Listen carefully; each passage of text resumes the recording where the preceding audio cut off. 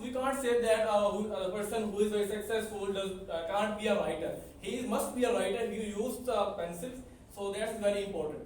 According to Malala Yousafzai, she said, one pencil, one child, and one teacher can change the whole world.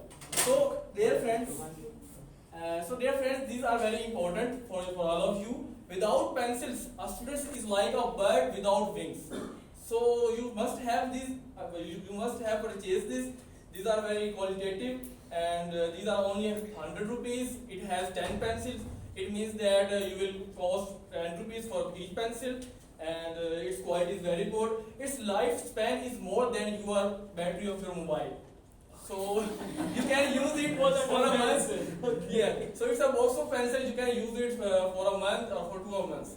And last, my bumper dumper offer is there.